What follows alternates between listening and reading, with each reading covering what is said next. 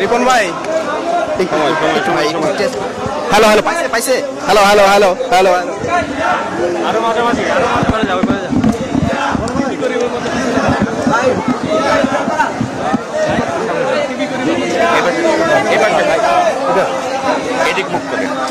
ভাবি আসো মেয়েদেরকে দাঁড়াতে দাও সব ভালো আছে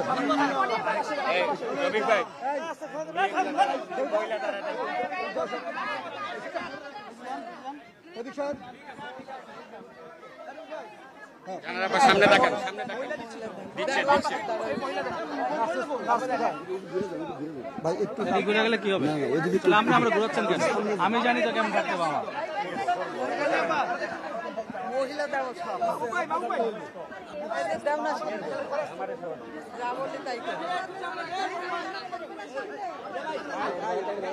আপনি নিচে বসেন বসে নেন আপনারা শিলাপা ভালো আছেন আমি কি সেটাও বুঝতে হবে আপনাকে না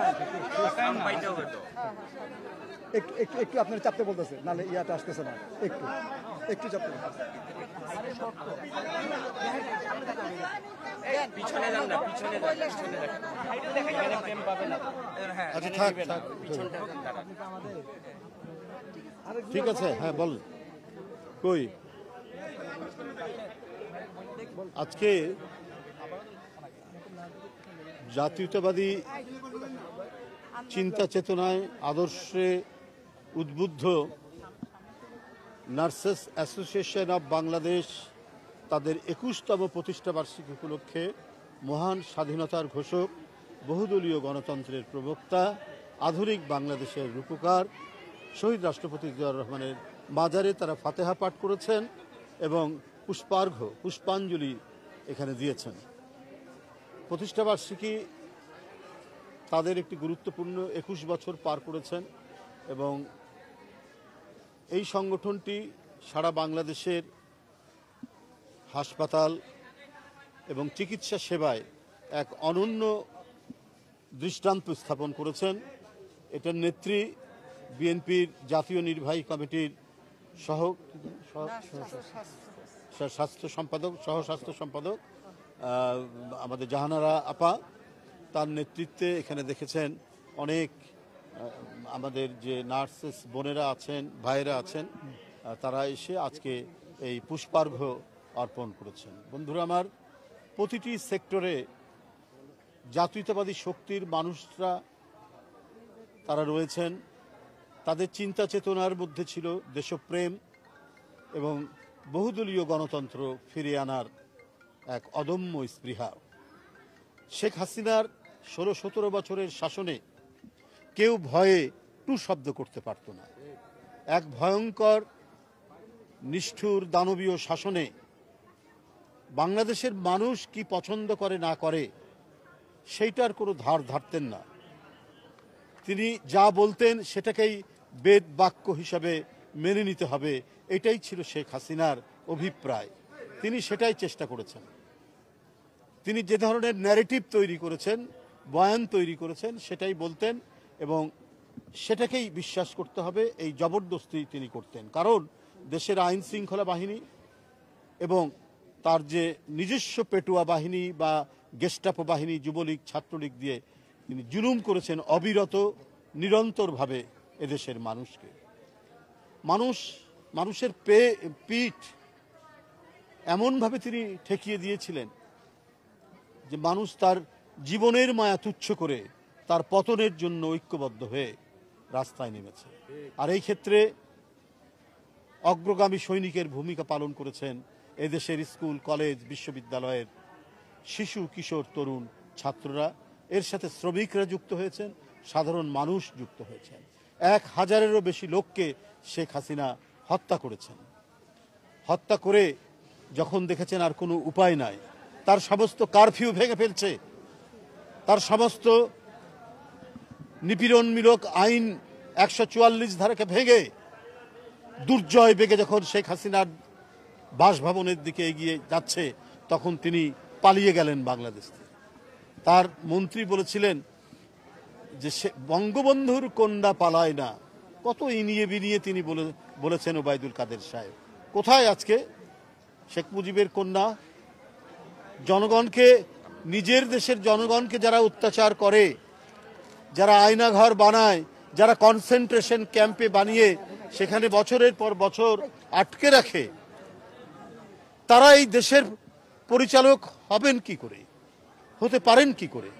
কিছুদিন না হয় আইন শৃঙ্খলা বাহিনীকে দিয়ে হত্যা, গুম এগুলো করে একটা ভীতি তৈরি করে চেষ্টা করেছেন, কিন্তু একটা পর্যায়ে মানুষ তো সমস্ত ভীতিকে অতিক্রম করে রাস্তায় দাঁড়ায়। যেভাবে দাঁড়িয়েছিল ব্রিটিশ বিরোধী 200 বছরের শাসনের বিরুদ্ধে, যেভাবে দাঁড়িয়েছে পাকিস্তানি বর্বর দুঃশাসনের বিরুদ্ধে 71-এ, ঠিক তেমনি 5ই আগস্ট নিজের বুকে বুলেট বরণ করে তারা শেখ হাসিনাকে বাংলাদেশ থেকে বিতাড়িত করেছে। এখন কোথাও জায়গা নেই। ভারতে বসে আপনি কি করছেন? বিশ্বের যে সমস্ত গণতান্ত্রিক দেশ, যেখানে মানুষ স্বাধীনভাবে থাকার জন্য বসবাস করতে যায়, তারাও আপনাকে দিচ্ছে না। বিশেষ করে ইংল্যান্ড এবং অন্যান্য গণতান্ত্রিক দেশ, আমেরিকা, সেখানে দলমত নির্বিশেষে যেই হোক না কেন, কেউ আশ্রয় চাইলে রাজনৈতিক আশ্রয় দেয়, কিন্তু শেখ হাসিনার ভাগ্যে সেটিও জুটছে না। পার্শ্ববর্তী একটি দেশে তিনি অবস্থান করছেন। তাদের এক পররাষ্ট্রমন্ত্রী বলছেন যে ভারত বাংলাদেশের সম্পর্ক স্বামী স্ত্রীর সম্পর্ক। শেখ হাসিনা যখন পালিয়ে গেলেন, এবারে বধূ বরণের মতো বরণ করলেন ভারতীয় শাসক গোষ্ঠী। তারপরে কি হচ্ছে আমরা জানি না। তবে গতকালকের ভারতের প্রতিরক্ষা মন্ত্রীর ভারতের বিভিন্ন কমান্ডারদের সাথে যে বৈঠক, এই বৈঠকের বিষয়ে আমি কালকেও বলেছি, এটা উদ্বেগজনক। এটা উস্কানি কিনা, এটা জনমনে প্রশ্ন দেখা দিয়েছে। আপনারা কি নববধূকে সান্ত্বনা দেওয়ার জন্য, তার যে জমিদারি পুনরুদ্ধারের জন্য কোনো কাজ করছেন? তাহলে প্রতিরক্ষা মন্ত্রী এভাবে কথা বলছেন কেন?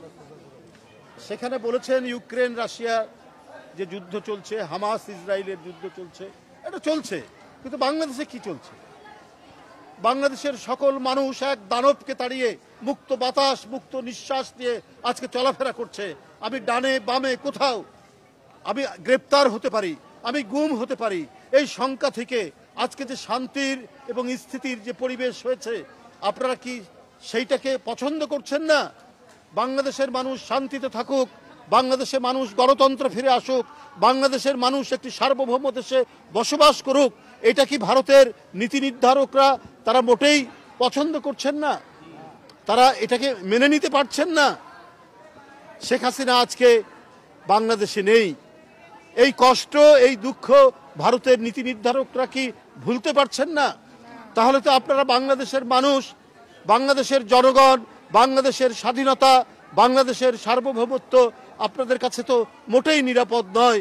আপনাদের কাছে শুধু একজন মাত্র ব্যক্তি নিরাপদ, তিনি শেখ হাসিনা। এটা অত্যন্ত দুর্ভাগ্যজনক। পার্শ্ববর্তী দেশ আমাদের সাথে অনেক অমীমাংসিত বিষয় আছে, কিন্তু আমরা পরস্পরের সার্বভৌমত্বকে শ্রদ্ধা করি। আমরা যেমন ভারতের স্বাধীনতা সার্বভৌমত্বকে শ্রদ্ধা করি, ভারতেরও উচিত হবে বাংলাদেশের স্বাধীনতা সার্বভৌমত্বকে শ্রদ্ধা করা। আপনারা যদি ওয়ান ওয়ে ট্রাফিক হয়ে কোনো একটি বিশেষ ব্যক্তি এবং দলের প্রতি আপনাদের যদি যোগাযোগ থাকে বা যোগাযোগ রক্ষা করেন, তাহলে বাংলাদেশের মানুষ সেটিকে ভালোভাবে মেনে নিবে না। আমিও বলে রাখি, এই দেশ, এই বাংলা দীর্ঘদিন ধরে অনেক নির্যাতন সহ্য করে, কিন্তু আবার বিদেশি হানাদারদের বিরুদ্ধে রুখে দাঁড়ানোর যে অদম্য তেজ এবং সাহস কিন্তু এরা সবসময় দেখিয়েছে। এবং এই দেখানোর মধ্যে দিয়ে তারা যে একটা বীরের জাতি, এইটা কিন্তু ভারতীয় কর্তৃপক্ষকে মাথার মধ্যে রাখতে হবে। বন্ধুরা আমার, পিলখানা হত্যাকাণ্ডের মতো ঘটনা, এইটা নিয়ে সংশয় দীর্ঘদিনের, এটা কারা ঘটিয়েছে? আজকে কিন্তু প্যান্ডোরার বাক্স খুলতে শুরু করেছে। ডিএডি রহিম জেলখানার মধ্যে কারা তাকে হত্যা করেছে? কেন সে জেলখানার মধ্যে মারা গেল? সেই সময়ের যে জেলখানার যে আইজি প্রিজন ছিলেন সেই সময়, আজকের তত্ত্বাবধায়ক সরকারের উচিত তাদেরকে খুঁজে বের করে তাদের কাছ থেকে জানা যে ডিএডি রহিম অনেক কিছুই হয়তো জানতো, কিন্তু তাকে জেলখানার মধ্যে, কারাগারের মধ্যে মেরে ফেলে। অনেক ঘটনা, অনেক কিছুই অনেকে জানে, এখন একটু একটু সবাই মুখ খুলছেন।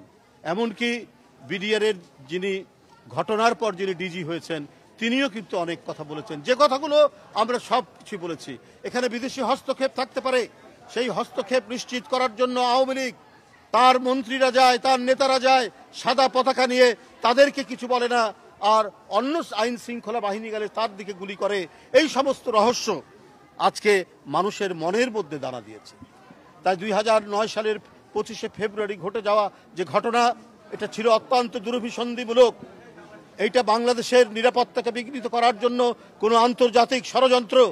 এই ষড়যন্ত্র এখন সুষ্ঠু তদন্তের মাধ্যমে এইটা যদি এখন দেখা হয়, এটা যদি আবারও সুষ্ঠু তদন্ত করা হয়, তাহলে অনেক নতুন জিনিস বেরিয়ে আসবে যে শেখ হাসিনা বাংলাদেশের প্রধানমন্ত্রী ছিলেন না, তিনি ছিলেন আজ্ঞাবাহী একজন প্রধানমন্ত্রী, যিনি ছিলেন একটি দেশের এখানে এখানে প্রতিনিধি। তিনি জনগণের জন্য কাজ করতে এখানে আসেন। বন্ধুরা আমার, আমি আজকে আপনাদের সামনে শুধু এইটুকু বলতে চাই,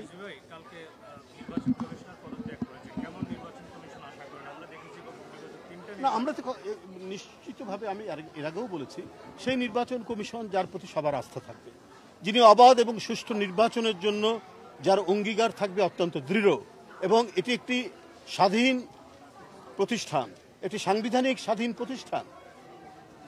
যেই ক্ষমতায় আসুক না কেন, আপনার নির্বাহী বিভাগের রক্তচক্ষুর কাছে নির্বাচন কমিশন মাথা নোয়াবে না। আজকে যদি এর আগে যে হুদা কমিশন যারা ছিলেন, তারপরে আউয়াল কমিশন, রাকিব কমিশন, তারা সেই কাজটি করেনি। তারা নিছক শেখ হাসিনার একটা উচ্চ পর্যায়ের চাকরি করার জন্য তারা তাদের আত্মাকে বিক্রি করে দিয়েছিলেন শেখ হাসিনার কাছে।